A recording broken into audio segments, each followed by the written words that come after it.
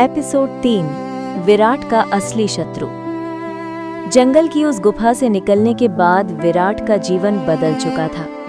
सांप पर मिली जीत ने उसके भीतर आत्मविश्वास जगा दिया था। अब वो खुद को पहले जैसा कमजोर और अकेला लड़का नहीं मानता था।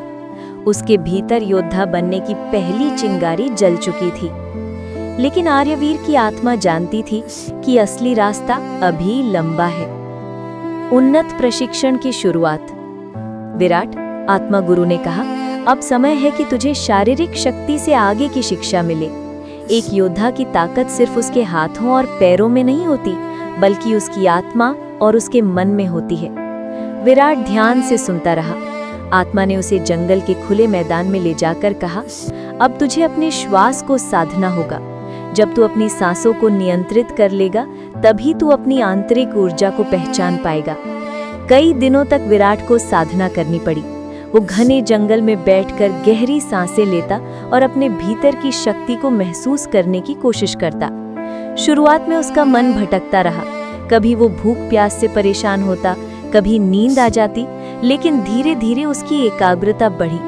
कुछ समय बाद वो महसूस करने लगा कि उसके चारों ओर की हवा भी उसकी शक्ति का हिस्सा है। जब वो ध्यान में डूबता तो पत्तियां बिना हवा के भी हिलने लगती। ये उसकी आंतरिक ऊर्जा का पहला संकेत था। आर्यवीर मुस्कुराए। यही है तेरा असली मार्ग विराट। जिस दिन तू अपनी ऊर्जा को नियंत्रित कर लेगा, उस दिन तेरा हर प्रहार बिजली की तरह होगा। हथियार की खोज। एक शाम आत्मा गुरु ने विराट से कहा, हर योद्धा का एक साथी होता है, उसका हथियार। लेकिन हथियार लकड़ी या लोहे का टुकड़ा नहीं होता। हथियार तेरी आत्मा का विस्तार होता है। तुझे वो खुद ढूंढना होगा। विराट अगले दिन जंगल में निकला। उसने पत्थरों, शाखाओं और धातु जैसी चमकती चीजों को देखा, लेकिन उसे कुछ भी खास नहीं लगा। वो थककर नदी किनारे बैठ गया। तभी उसकी नजर पानी के भीतर चमकती एक धातु पर पड़ी। वो अंदर गया और उसे उठाया। ये एक प्राचीन तलवार का टूटा हुआ टुकड़ा था। जंग लगा था, लेकिन उसमें अजीब सी चमक थी, जैसे उसमें किसी पुराने योद्धा की आत्मा बसी हो। जैसे ही विराट ने उस टुकड़े को छुआ, उसकी नसों में बिजली दौड़ गई। तलवार ने जैसे उसे स्वीकार कर लिया। आत्मा गुरु की आवाज आई, तुझे तेरे साथी ने पहचान लिया है। ये अधूरी तलवार ही तेरी पहचान बनेगी। तू इसे पूरा करेगा। जंगल से बाहर की यात्रा। कई सप्ताह बाद आत्मा गुरु ने विराट से कहा, अब समय है कि तू जंगल से बाहर निकले। तूने शक्ति पाई है, लेकिन शक्ति का असली मकसद है लोगों की रक्षा करना। चल, मैं तुझे तेरी पहली जिम्मेदारी दिखाता हूँ। विराट गांव की ओर चला।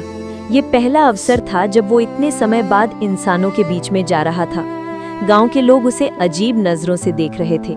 वो दुबला पतला जरूर था, लेकिन उसकी आंखों में कुछ ऐसा था कि लोग उसकी ओर खिंच रहे थे। वहां जाकर उसने देखा कि लोग डरे हुए हैं। बच्चे बाहर खेलने से डरते थे और बड़ों की आंखों में चिंता थी।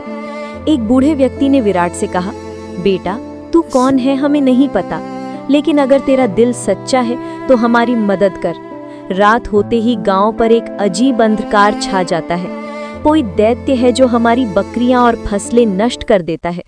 हम उसे रोक नहीं पा रहे। विराट ने ठान लिया कि वो गांव वालों की मदद करेगा। उसी रात उसने चौकी पर पहरा दिया। आधी रात के समय अचानक तेज हवा चली। आसमान पर काले बादल छा गए। गांव में अंधेरा और घना हो गया। धीरे धीरे एक परछाई उभरने लगी। वो इंसान जैसी दिखती थी, लेकिन उसकी आंखें लाल अंगारों की तरह जल रही थीं। उसका शरीर धुएं से बना लगता था। जैसे ही वो आगे बढ़ी, पौधे सूखने लगे, दीवारों पर दरारें पड़ने लगी।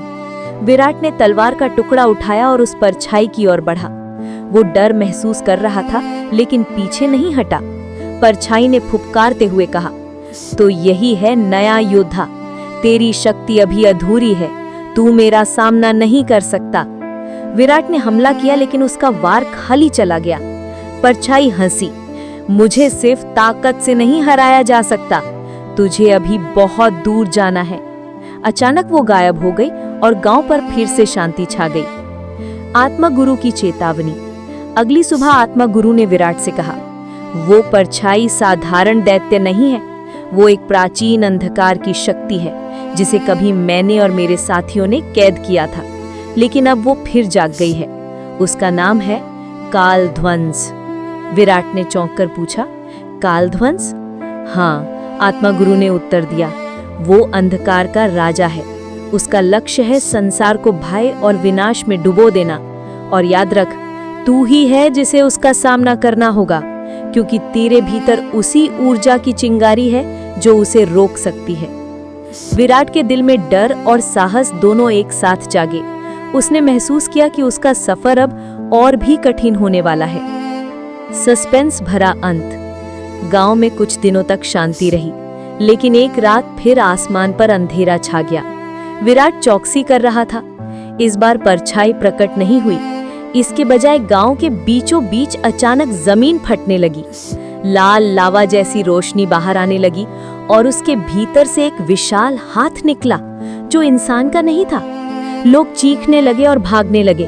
विराट ने तलवार का टुकड़ा कस कर पकड़ा। आत्मा गुरु की आवाज गूंजी, विराट, अब तुझे अपनी शक्ति की असली परीक्षा देनी होगी।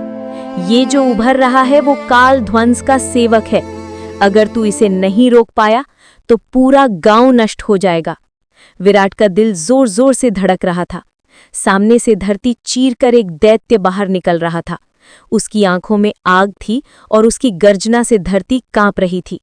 विराट ने गहरी सांस ली, तलवार उठाई और दौड़ पड़ा। और यहीं एपिसोड 3 समाप्त होता है।